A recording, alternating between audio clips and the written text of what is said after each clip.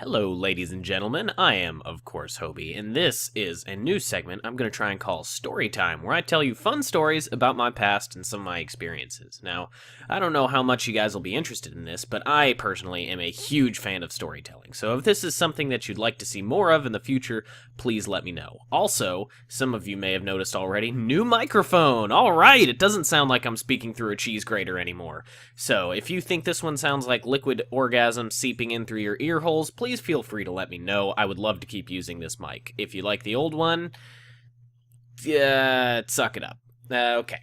So, on to the story. This is the story of my eventful vacation in Belize. The lovely, lovely country of Belize, located in scenic South America. Now, I live in Knoxville, Tennessee. Right, that's pretty decently far from South America. Okay, so we, in our little airport, our Knoxville airport, we don't have planes that are going to go down there. We had to go to Atlanta to go find a plane that would take us all the way to Belize. Because, I mean, Belize isn't one of those countries that is, like, really popular to travel to, I guess. It's like, well, I almost said Cuba, but, you know, nobody goes to Cuba.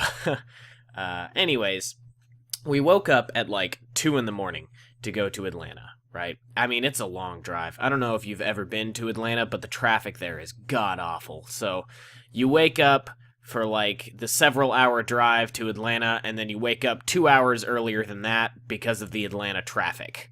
So we finally get there, right? I mean, we're all tired. My friend Ethan, my mother, my grandmother, and my dad, we're all going on this vacation.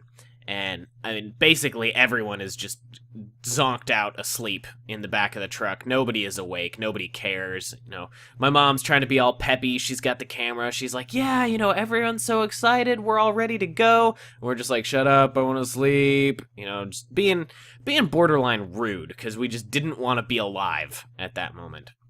We finally get to the airport, still groggy, basically zombies, because we even, I don't even think we'd had breakfast at that point.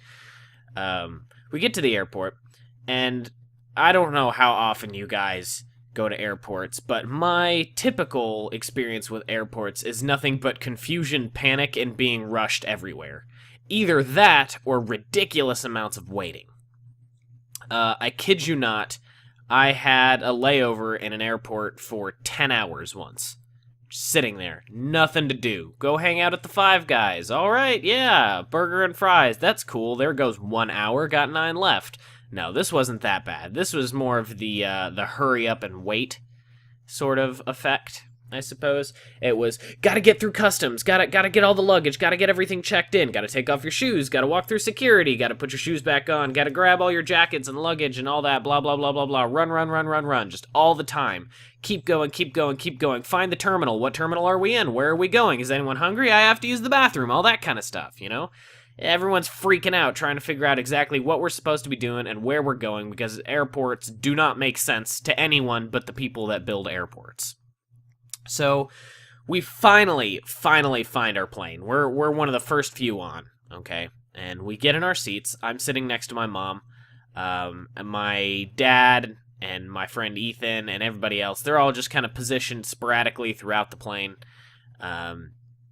I sit down. We're some of the first people on the plane. You know, this is the first time I can relax. I sink back into the seat, close my eyes, open up the little vent, just relax, get a breath of relatively fresh, recycled air, okay?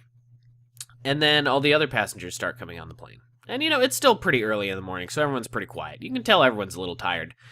The first lady with the baby comes in. Okay, now, I don't know how often you guys fly, but there is always a baby. Always. Babies don't know common airport courtesy, or airplane courtesy, I should say.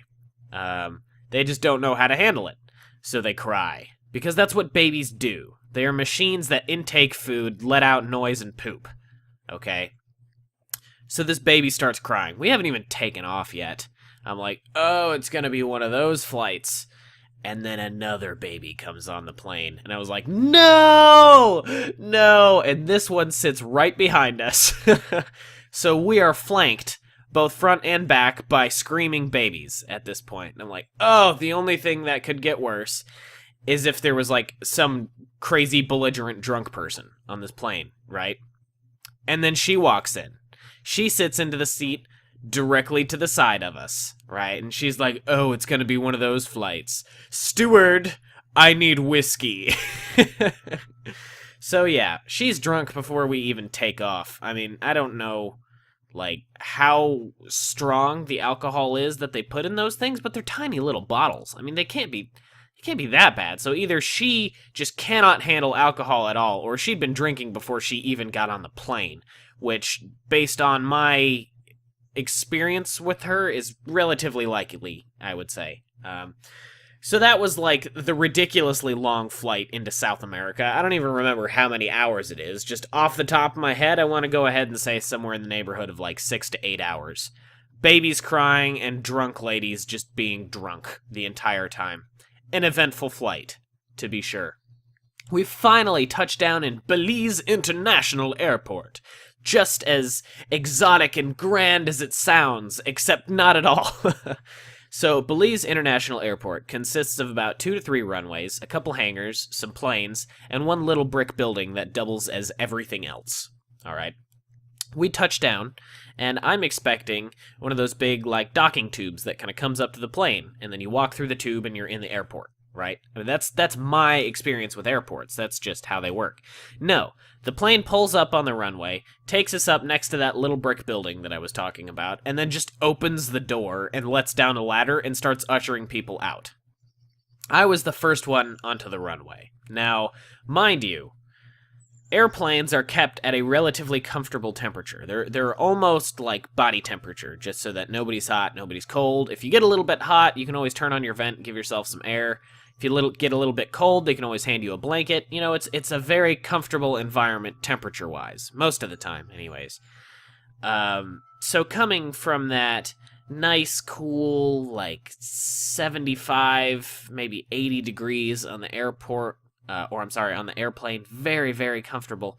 I stepped out onto the ladder and was assaulted with like 105 degrees, 100% humidity. It about knocked me on my ass. I almost fell down that ladder. I don't know if you've ever walked into a solid wall, but that's what it felt like. A wall made out of hot.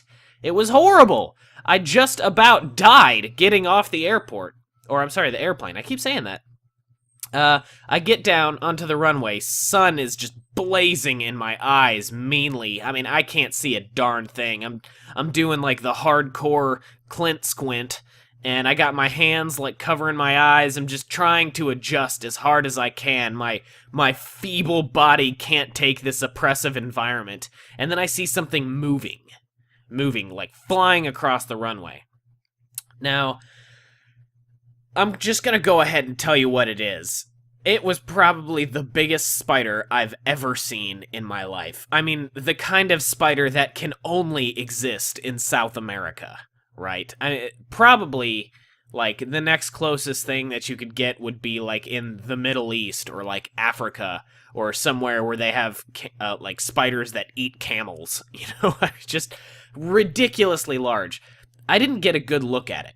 But to me, it looked like it had 2 big, like, praying mantis arms on the front of this thing. And then it had a multitude, maybe like 6 legs towards the back. This thing had to be like 3 inches long, and its body was a solid inch above the ground. And it was moving at an alarming speed towards me.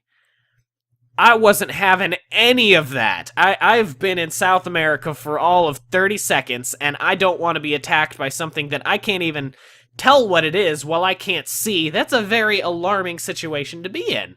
I don't know what to do. I mean, it's freaking me out. So, it veered off course at the last second, just zips under the plane and disappears, presumably to attach itself to the bottom of the plane and live out some horror movie fantasy while they were like 30,000 feet in the air or something. I don't know. That's what spiders do, right? They exist to breed fear in mankind. So, everyone else gets off the plane. Now, Ethan has, like, a crippling fear of bugs. So, of course, I tell him all about this bug. He's freaking out. He wants to get back on the plane. He doesn't even want to be here anymore. I mean, those are the kinds of bugs that they have down here? I don't want any part of that. He was freaking out. We go... Or, I'm sorry, they start to offload the luggage off the plane, okay?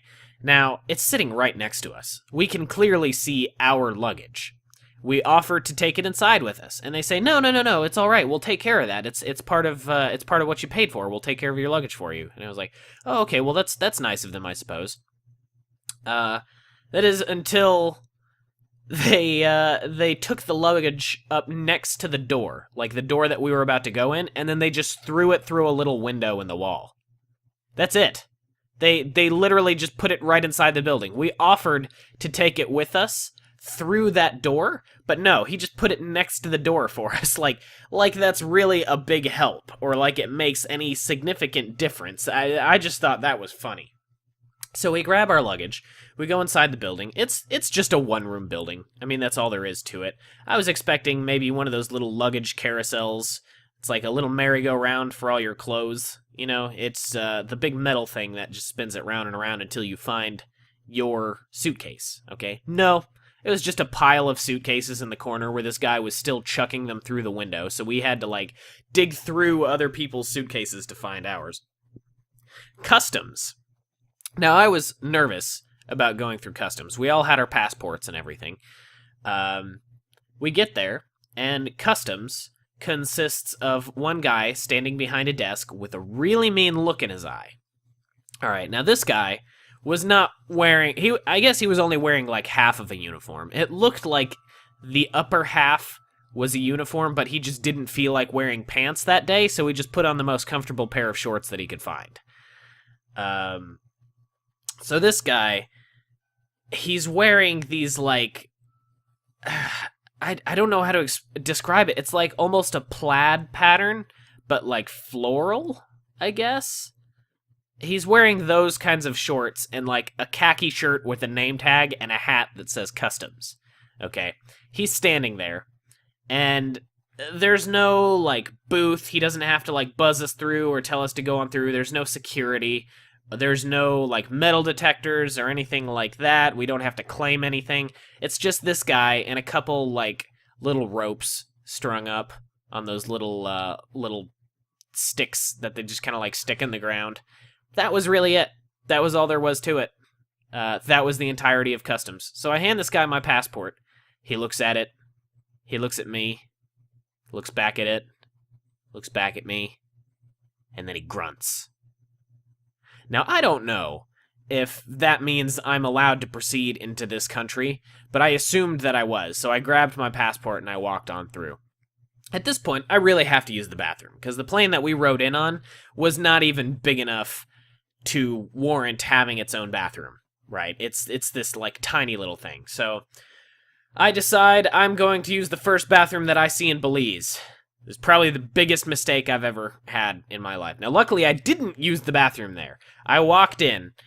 It looked like a scene from a murder movie, or like some horror movie where you walk in and then you slowly turn around with the fear in your eyes as the murderer is standing right behind you. That's basically my experience with this bathroom. I walked inside, okay? There's no boy and girl bathroom. It's just the bathroom. I open up the door and I turn on the light. And the light bulb doesn't turn on immediately. It takes about 2 or 3 seconds, and then it sort of, like, flickers a couple times, and then, like, buzzes dimly into life. This thing is not even putting out enough light to, like, comfortably see anything. It's like a candle glow, basically. The room is dark. There are mystery coatings all over the toilet seat, all over the walls. It looks like someone's poop exploded in the toilet. I don't know if that's how Belizean toilets work, but I didn't stick around long enough to find out. I got the heck out of there, because there were spider webs, like, hanging over the toilet that I would have to practically put my face in to use the toilet. Okay, that's not cool. I'm not gonna do that. There were, like, centipedes all over the walls and stuff. Not happening. I left almost immediately as I got in there. So next, we had to get on another plane ride. Now, mind you, I really have to use the bathroom at this point. I can't wait anymore. This plane is significantly smaller, right? I mean, it has maybe like 6 seats in the back, and then the pilot seat and the co-pilot seat. They're not even separated from the other seats. They're just more seats at the front of the plane that the pilot and co-pilot happen to sit in. That's all there is to it. That's the only difference, the only thing separating us from the pilot and the co-pilot. So we all fill up the seats in the back, and we've still got people to get on this plane. He's like, all right, well, who's going to be my co-pilot? What? You don't have one? You're asking us? So, yeah, one lucky person from the back of the plane got to move up to the front and co-pilot the plane. I was like, oh, well, that's cool. What an experience. You get to sit in the front of the plane. No, they ended up flying the plane for part of the journey. The pilot just gave them the controls and started teaching them how to fly with like 6 or 7 of us crammed into the back of this plane. Now, before we even took off, he's going through the pre-flight checklist. There we go. I can't speak today. He's going through the pre-flight checklist, okay? And he's going over all the important safety information. Now, he's already got the engine started and anything. I don't know if you guys have ever been in a small plane before, but these things are loud. I mean, you don't have any of the really, like, big insulation to kind of protect you from the noise of the plane on, like, bigger planes. No, it's just you and plane. It's, well, mostly you and then 50% plane, 50% plane engine. That's really all there is to it. So he's going over all this important stuff. He's got this little laminated sheet that he's pointing to. He's pointing to various pictures on there. We're all looking for our copies of the laminated sheet. No, we don't warrant copies of the laminated sheet. We've just got to squint and see what it says on his. He's speaking into a microphone, right? He's got his little pilot's headset on, and supposedly it was talking into a speaker at the back of the plane, but the quality of the speaker was so poor, and the latency between what he was saying and what the speaker was saying was so bad that it sounded like a pair of twins arguing with each other, trying to say the same thing and speak over each other. I couldn't hear a darn thing that he said. Now, I don't like riding in small planes as much as I like riding in big planes, okay? We got into the air. No one heard any of the safety information. We're all just kind of like looking at each other, just kind of scared, being like, "Oh man, I hope none of that was important." And it's basically like, listen to this life-saving information. You know, we get into the air. Takeoff was a little scary because you could tell this plane was a little old, right? I kid you not, there was duct tape on the wings. I don't know about, like, Belizean aircraft engineering, but that's not how we do things here in the States. If I were to look out of the window on, like, a 747 and see duct tape holding together the wing of an airplane, I'll probably find a different airplane to be in, right? I mean, I think most people logically would. That just doesn't seem terribly safe. Nope, this was the only one that we had. We didn't even bother to ask. It was just, we're gonna deal with it. If we die, hey, we're not that far off the ground. Maybe we'll survive the crash. Who knows? Let's just hope the fuel tanks don't combust on impact. So, we're in the air at this point, and like I said, I don't know how much you guys have been in small planes, but the turbulence in small planes is so much worse than the turbulence in big planes. In a big plane, there's like 500% more airplane to kind of even out the roughness of that turbulence, right? When you're in a big plane and you hit an air pocket, you know, you'll feel a little bump. That's all there is to it. When you're in a little plane and you hit turbulence, you plummet out of the air 60 feet towards the ground. That's a little alarming when you actually feel the plane drop and then catch itself again. Now, mind you, there's duct tape on the wings. I'm not sure how well this plane is going to hold itself together through all this, but the pilot seemed totally, like, unworried by any of this. He is just good to go. He's just doing his job. He did not give a single damn the entire time. Thank God, we finally touched down at the resort. Now, we had some family friends that were going to be meeting us here. They weren't on this plane with us, but they were on the plane shortly after us because they were flying in from California, and then they had to catch the next plane inland after us, right? Now, if you thought the first airport was tiny, this airport was pretty much just a dirt road. That's all there was to it. It was mostly paved. Landing was a very bumpy procedure, let me tell you. I mean, bumpy enough to where I could actually see the wings on the plane, like, moving up and down and flexing. That's a little scary. So we're landing. Okay, our landing goes fine. The plane behind us, maybe like 20 minutes out, I mean, we could see them, like, coming in as we were leaving. Their landing got delayed. Mainly because there was a turtle on the runway. That's the kind of runway we're talking about here, the ones where turtles will randomly wander onto them and prevent planes from landing. So they had to clear the turtle off the runway before they could land. Now, we're going to pick up all our luggage and stuff. Ethan's luggage is missing. It's just gone. This would mark the first in a series of adventures with Ethan's luggage where we have no idea where it is or what happened to it. This would happen 3 times total on our journey. It would happen arriving on the plane, it would happen getting to the resort, and it would happen trying to go home as well. Eventually, we got it back, but we had to wait at the airport for like 3 hours trying to go home. Luckily, getting to Belize, it was just on the plane behind us. So, we land, we're on our way to the resort.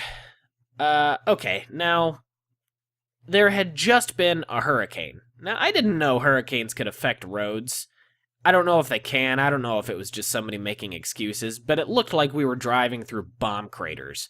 This was the bumpiest road I've ever been on in my life. It was like maybe an hour-long drive at 40 miles an hour where my head was constantly hitting the ceiling from the amount of bumps on this road. It was an assault on my senses. It hurt. I had a raging headache by the time I got there, and the poor guy driving the van had to go all the way back to the airport. Now, the truck behind us, the one that our family friends were in, and Ethan's luggage was in, they pulled his luggage off the plane and sent it with our family friends. Their journey was just as bad, except they were in like an open-air truck. They didn't even get to be in a van that had an attempt at air conditioning. They were just open to the air, which I think would have been nicer because the air conditioning in the van was not nearly enough to cancel out the amount of sweaty body heat that was building up in there. So, like I said, this road is bumpy, right? It bumps Ethan's luggage right out of the back of the freaking truck. It's laying on the side of the road and nobody even notices. That is the second time Ethan's luggage has been lost. Okay? Luckily, the people of Belize, now I can't just like throw anyone into just a large group. I can't say all people of Belize are nice, but the people on the side of the road, super, super lovely people. They saw his luggage fly out, they picked it up, and I kid you not, they chased that truck for half a mile, shouting to get its attention so that they could throw the luggage back in. Anyone could have picked it up. Anyone could have just kept it. I mean, that had, like, all his clothes. He had, like, a camera. He had some money. He had everything in there. Pretty sure... Well, no, he didn't have his passport in there. We had his passport, but there was a lot of, like, really important, really valuable stuff in there, right? Anyone could have kept it. These people did not. They actually chased the truck for half a mile to give it back. That is dedication. Now, just an aside here, I'm also pretty sure that the children of Belize, as opposed to being incredibly fast runners and incredibly nice people, I'm pretty sure they're also invincible. Because while we were just driving around one day, I saw a kid standing there, just looking around, hanging out, just doing his own thing, nobody's watching. He decides to try and do a backflip, just out of friggin' nowhere. You know, little kid stuff, little 8-year-olds, and just want to do a backflip, so he does a backflip. He lands straight on his neck. I mean, this would, like, break most people's necks. He didn't even get, like, all the way over. He didn't even make it. He just did, like, a vertical 180 and then just landed straight on his neck, flopped onto the ground, laid there for about a second, and then stood up and just walked away like nothing happened. This kid is a badass at the age of 8 years old. I don't think I could have done that. I would have been laying on the ground, like, whimpering and just asking someone for help. No, I'm not that much of a pansy, but, still... That was pretty awesome. So, we finally get to this resort. I think it was called, like, Jaguar Reef or something. We've been told about these fabled crystal blue waters the entire time. We finally get there, and the water is this color of, like, muddy poop brown. It's really gross, because we got there right after the hurricane, and I guess it kicked a whole bunch of stuff into the water. Now, once you got out, like, past the shores, once you got past the waves, the water was very nice. It was that perfect crystal blue. I'll tell you all about that later, maybe in another story time if you'd like to see more. But we finally get to our lodging, right? And it's these really cool little condos set up right on the beach. I mean, it's like maybe 50 yards to the ocean front, and we're looking at it right out our front windows. We got the ground floor, and our family friends got the upstairs. Now, they were all excited because all the bugs and stuff wind up on the ground floor. I mean, we got there and we were, why did we get stuck with the ground floor? This sucks. I mean, we're shooing crabs out of our closet. Like, that's the kind of stuff that we've got going on here. And they're laughing at us, and they're laughing and laughing like, we got the good ones. We were smart, and we knew to take the upper floor. That was the smart thing to do. Oh, screw you guys.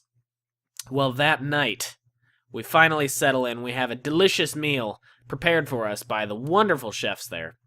That night, they realized that we actually got the better deal. Now, there are lizards all over the place, okay? There's no getting away from them. We had a couple tiny little geckos that hung out on the walls, and we liked them because they ate the bugs. They would, like, hide behind the curtains and then come out and then eat a bug and then go back. I mean, it was like our personal bug catchers. They were really cool, they were really friendly, really quiet. You know, they're not bothering anybody. Our friends upstairs, they got the big lizards. Now, when I say that, these things are probably 3 feet long and heavy. I want you to think like Komodo dragons. They're crawling around on the roof, making all kinds of noise. You can hear them in the walls, attacking each other. And when these things are crawling around the roof, I mean, they've got like this like ceramic tile roofing, almost. So you can hear them just going like hissing and screaming at each other, and you can hear them fighting. And then you'll hear one get bit and then die, and then you'll hear it being torn apart by a bunch of other lizards. We didn't have to deal with that, but they did. So that's karma for you, ladies and gentlemen. Now, I think that's where I'm going to end this one because I've been talking for a really long time, and it's a miracle if I've held anybody's attention this long. So, if this is something that you would like to see more of in the future, please feel free to let me know, because I would love to share more of these stories with you. Now, this is not the end of my eventful Belize trip. There's actually a lot more happened. I mean, we've only gotten to the resort at this point. I almost killed my dad with a fish. I almost suffered from decompression sickness. I almost got, well, I'll tell you more about it later if that's more that you want to hear about. So, thank you so much for listening, ladies and gentlemen. If you stuck with me this long, you are a super trooper. Thank you so much. Have a great day.